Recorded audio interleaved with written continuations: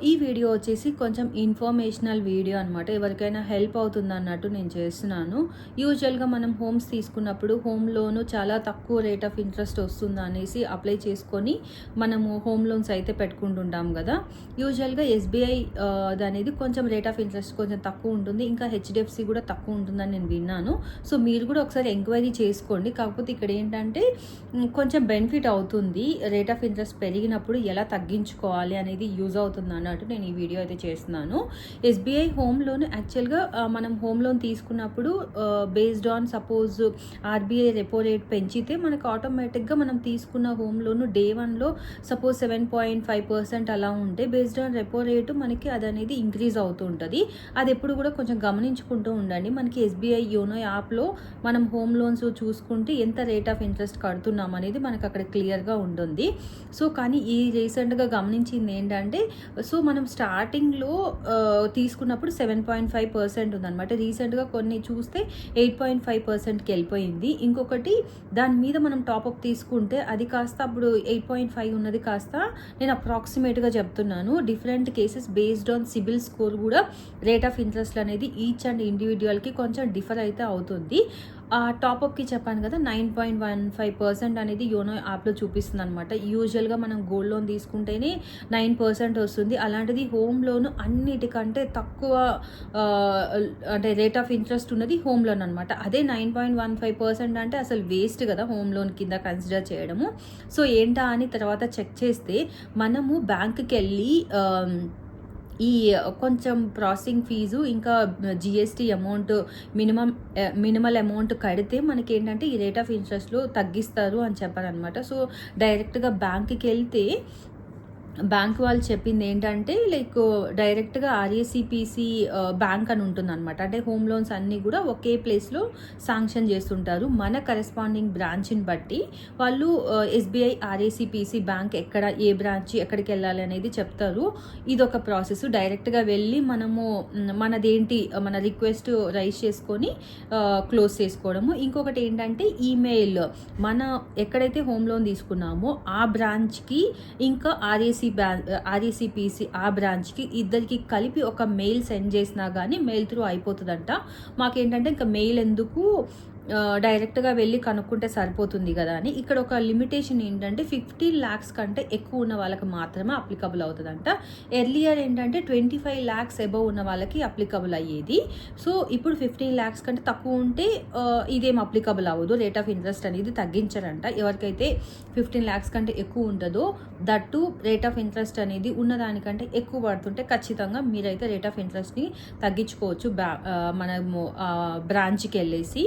So, ఆ procedure ఏంటో నేను చెప్తాను. దీనివల్ల మనకి చాలా అమౌంట్ అనేది సేవ్ అవుతుంది. మనం ఎంత తీసుకున్నాము హోమ్ లోన్ దాన్ని బట్టి ఉంటుంది. మినిమల్ అంటే తక్కువ అమౌంట్కే చాలా వేరియేషన్ చూశాను. సో, అందరికీ తెలియదు, యూస్ఫుల్ ఉంటుంది అనేసి నేను ఈ వీడియో చేస్తున్నాను. సో, ఇక్కడ ఒక స్నిప్పెట్ యాడ్ చేశాను కదా! ఇందులో ఏంటంటే మనము ఫ్లోటింగ్ అనేది ఎలా ఉంటుంది రేట్ ఆఫ్ ఇంట్రెస్ట్ అనేది based on RBI repo rate. మేము గమనించిన తర్వాత కొన్ని క్యాలిక్యులేషన్స్ అయితే చూపించాను కదా! 15 lakhsకి 8.5% ఉందన్నమాట. మన బేస్డ్ ఆన్ సిబిల్ స్కోర్ బాగుంటే 750 అబవ్ ఉంటే ఇంకా వాళ్ళు ఒక 3 ఇచ్చారనమాట. 750 అబవ్ ఉంటే ఎంత, 800 అబవ్ ఉంటే ఎంత, 700 అబవ్ ఉంటే ఈ రేట్ ఆఫ్ ఇంట్రెస్ట్ల కింద వస్తారు అన్నారు. వాళ్ళు చెక్ చేసుకొని మన బేస్డ్ ఆన్ సిబిల్ స్కోరు వాళ్ళు రెడ్యూస్ చేస్తారంట. సపోజ్ 8.5ది 7.7%కి తగ్గిస్తే 15 lakhs అంటే ఎగ్జాక్ట్గా ఉంది కాబట్టి అమౌంట్ 46 months కట్టాల్సింది అది 45 monthsకి తగ్గిపోతుంది. అంటే 1 month. అక్కడ జస్ట్ ఆ కేసులో అయితే అరౌండ్ 40,000 అయితే తగ్గుతుంది. ఇంకొకటి ఏంటంటే దాని పక్కన వేసాను కదా అది 27 lakhsకి అది 9.15% నుంచి వాళ్ళు ఏం చెప్పారంటే 8.5కి తగ్గినా కానీ అది కూడా ఏంటి యావరేజ్గా సిబిల్ స్కోర్ ఉంటేనే నేను ఈ క్యాలిక్యులేషన్స్ చెప్తున్నాను. సో, ఇక్కడ ఏంటంటే మనము 145 months కట్టాల్సింది. ఇది ఒక జస్ట్ ఎగ్జాంపుల్ చెప్తున్నాను. అంటే ఇండివిజువల్లో ఇంతకుముందు చెప్పాను కదా ఇండివిజువల్ కేసెస్లో డిఫర్ అవుతుంది. 145 months కట్టాల్సింది 134 monthsకి అంటే 11 months లిటరల్లీ మనం కట్టాల్సిన అవసరం లేదు. అంటే ఒక అంటే ఇది ఎవరికి అంటే నేను కూడా ఈ మధ్య తెలుసుకున్నాను. చాలా యూస్ఫుల్ అనిపించింది కాబట్టి నేను ఇక్కడ షేర్ చేస్తున్నాను. 11 మంత్స్ 31,000 చొప్పున అంటే లెక్కేసుకుంటే 31,500 3,46,500 అంటే 1 ఇయర్ మనము ఈఎంఐ కట్టబడలేదన్నమాట. సో చూసుకోండి, మీరు హోమ్ లోన్ కానీ ఎక్కువ అనిపిస్తే సిబిల్ స్కోర్ బాగుంటే కంపల్సరీ ఇదైతే ఫాలో అవ్వండి.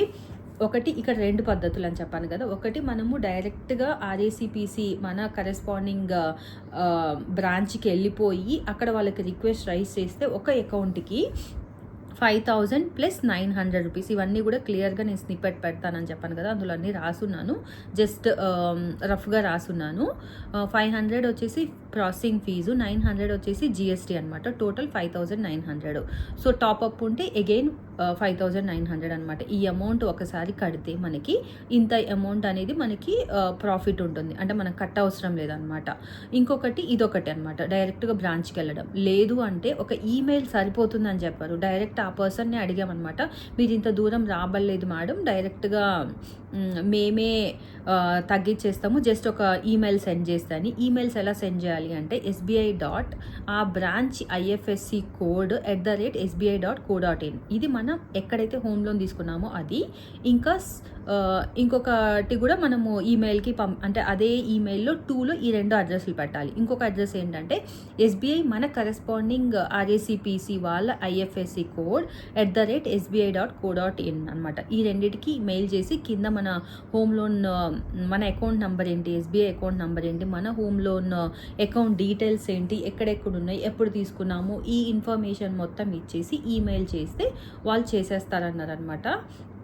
సో ఈ వీడియో అయితే మీకు యూస్ఫుల్ అనేసి నేను చేశాను. ఇక్కడ నాకు 2 క్వశ్చన్స్ అనమాట. ఒకటి, RBI రెపో రేట్ పెంచినప్పుడు బ్యాంక్స్ అనేది ఆటోమేటిక్గా పెంచేశాయి, తగ్గినప్పుడు ఎందుకు తగ్గలేదు? ఈ క్వశ్చన్కి నాకు ఎవరు ఆన్సర్ చేయలేదు. ఇంకొక సెకండ్ క్వశ్చన్ వచ్చేసి, చూసుకోకుండా 5 years 6 years నుంచి అదే రేట్ ఆఫ్ ఇంట్రెస్ట్లు కడుతూ ఇప్పటి వరకు కట్టాము, ఒక 4 years కట్టాము ఇదే రేట్ ఆఫ్ ఇంట్రెస్ట్లతో. ఆ అమౌంట్ ఉంది కదా, డిఫరెన్స్ అమౌంట్ సపోజ్ 8.5% నుంచి 7.7%కి అంటే ఎంత అవుతుంది? 3.8% మనం ఎక్స్ట్రా కడుతూ వచ్చాము 5 years కానీ 4 years ఎప్పుడైతే చూసుకునేంత వరకు. ఆ లాస్ అనేది ఎవరు బేర్ చేయాలి? ఈ 2 క్వశ్చన్స్కి నాకైతే ఆన్సర్ రాలేదు. మీకు ఎవరైనా ఈ వీడియో చూస్తుంటే ఇంకా ఈ ఇన్ఫర్మేషన్కి బెటర్గా మీరు ఏమైనా యాడ్ చేస్తే, మీకు తెలిసిన ఇన్ఫర్మేషన్ ఏమైనా కమెంట్ చేస్తే మన సబ్స్క్రైబర్స్కి ఎవరైతే చూస్తున్నారో వాళ్ళందరికీ యూస్ అవుతుంది అనుకుంటున్నాను. Please share your comments in the comment box. Even మీకు నేను చెప్పిన దాని మీద ఇంకేమైనా క్వశ్చన్స్ ఉన్నా కానీ మీరు కమెంట్ చేస్తే ఖచ్చితంగా నేను ఆన్సర్ చేస్తాను. ఈ వీడియో అయితే మీ అందరికీ హెల్ప్ అయింది అనుకుంటున్నాను. Thank you so much for watching my video.